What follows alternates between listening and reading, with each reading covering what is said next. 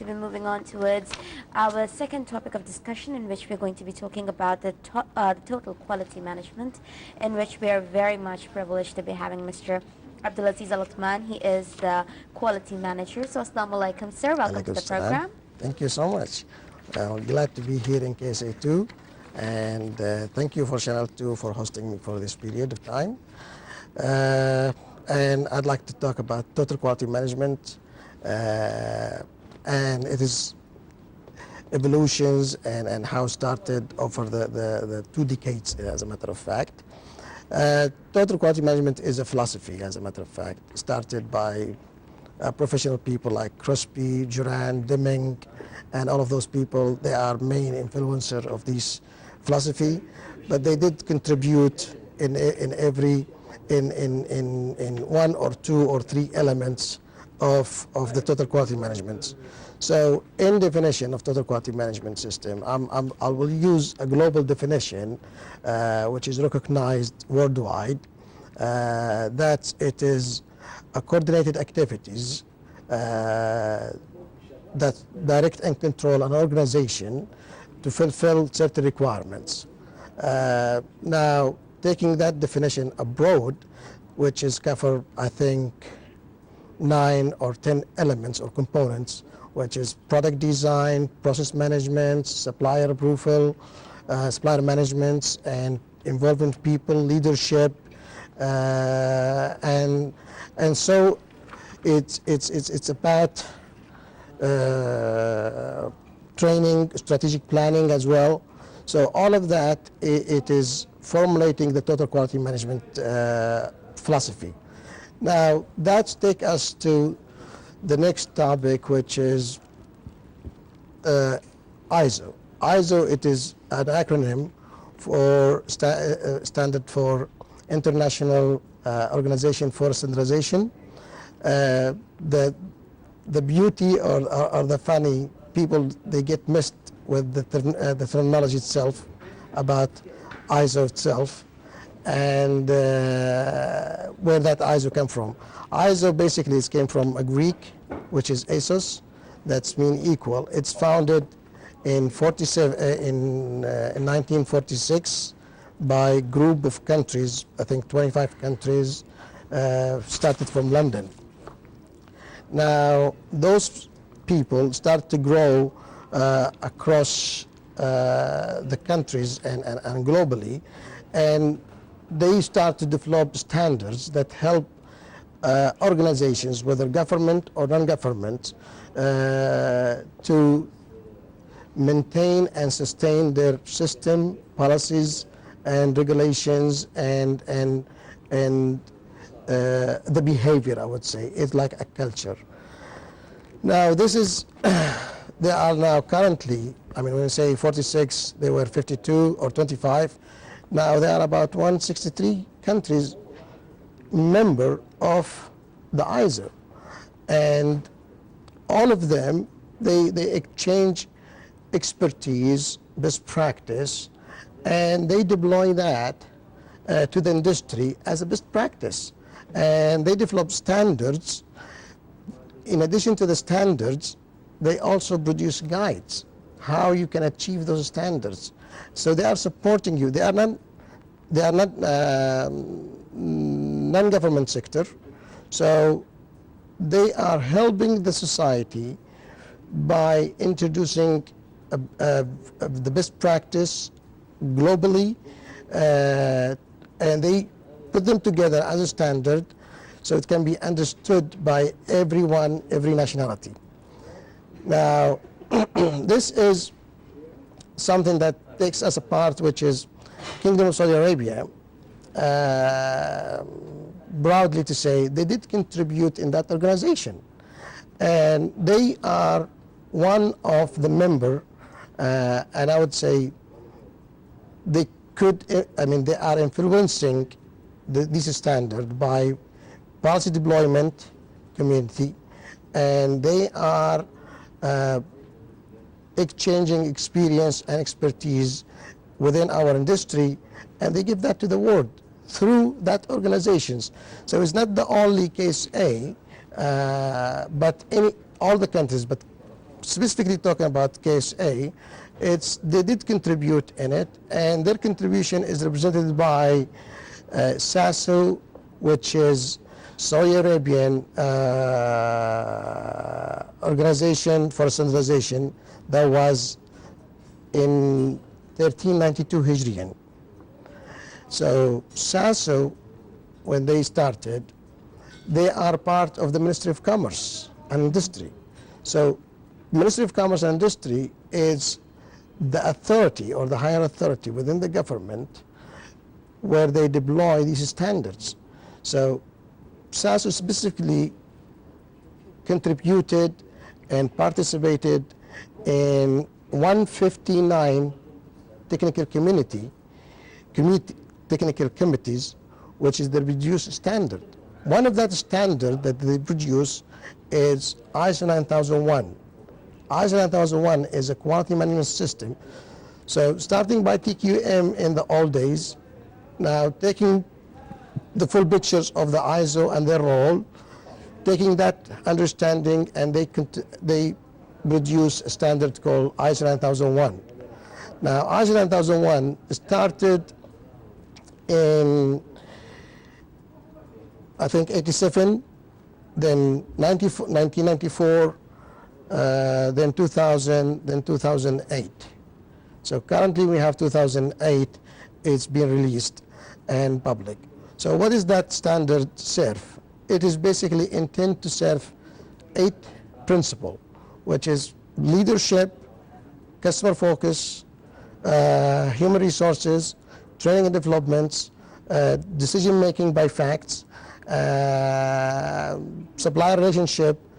So all this, if we consider it as part of a TQM, as a matter of fact. So later on, when they had that in place, they deployed it and they start to produce that standard. And KSA, through the SASO, they did contribute and influence that. In 1430 Hijriya, there is a royal decree by King Abdullah bin Abdulaziz, which is the name of SASO has been changed to be Saudi Arabian Metrology and Quality Organizations. So they add the word quality to it, which is, in the past it was not there, but now it's been added to it. So it is the highest authority within the country. They deploy quality standards and they serve the industry. Now, taking that and how the people can benefit, or how the organization can benefit out of this, it serves government, non-government, private sector, manufacturing.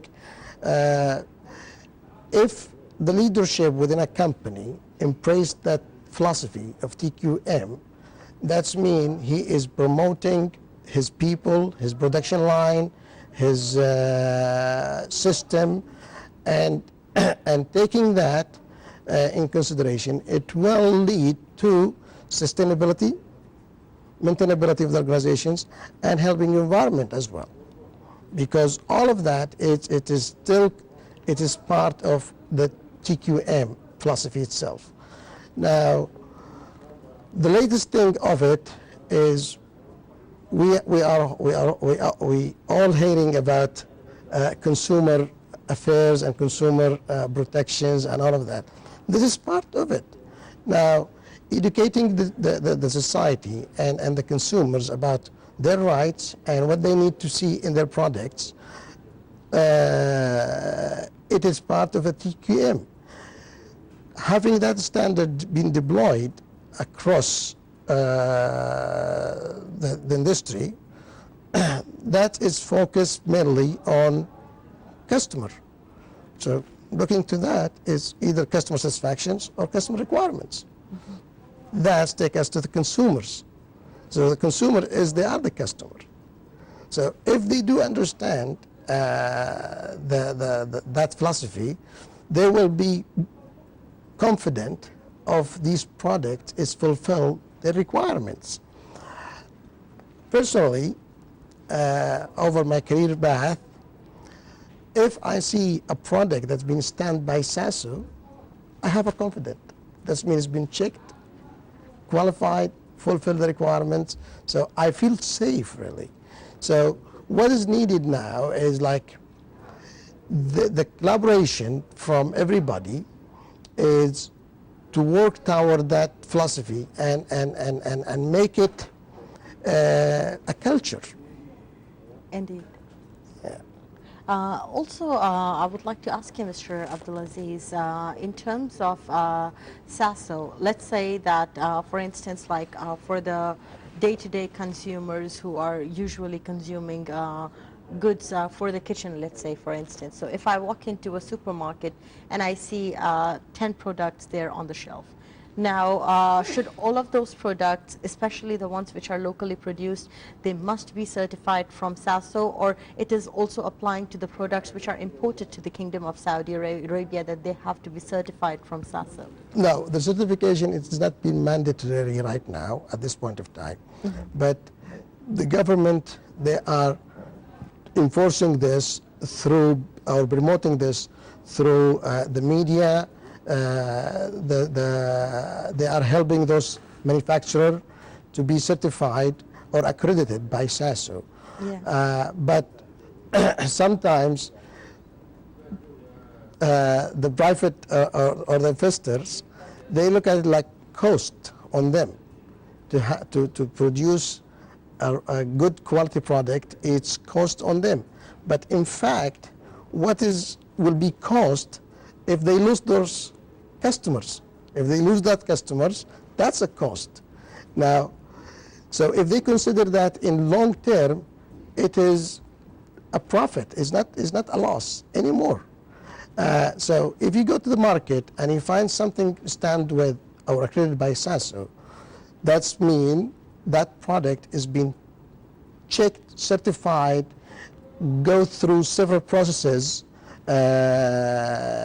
of inspections, and you are now assured that product is, I would say fault free. Mm-hmm. There is no fault in it. Now for the one that's imported through the World Training Organization, they have something called exchange certificates.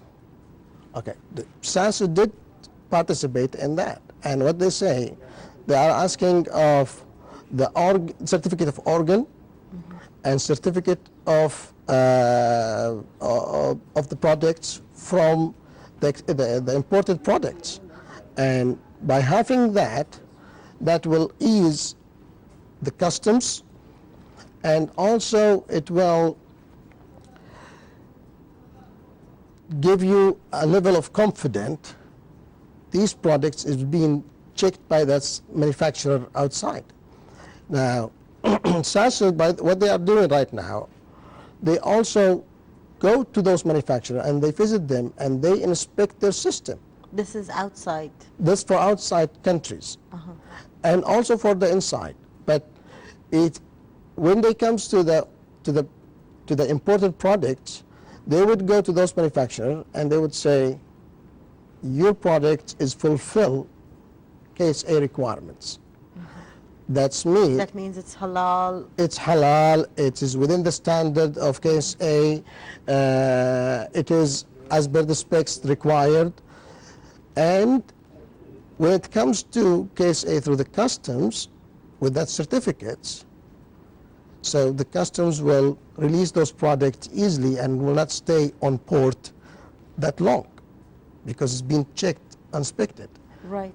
But now let's say, Mr. Uthman, sometimes like for all the newspapers, the English dailies to the Arabic daily newspapers, sometimes every once in a while, maybe a couple of times per year, we would have a special article which is regarding consumer protection, and they are going to put in certain brand names, that these certain brand names, these items, let's say tomato puree of this brand, or candies which are produced of this brand, and so are not safe for consumption, or this cosmetic product has been found to have so and so. So it's not really good for the use, and it's been taken out from the market. So how is it that this actually happens when SASO is monitoring most of the imports actually that come to the Kingdom of Saudi Arabia? What happened? There is, I would say, a battle between the investors and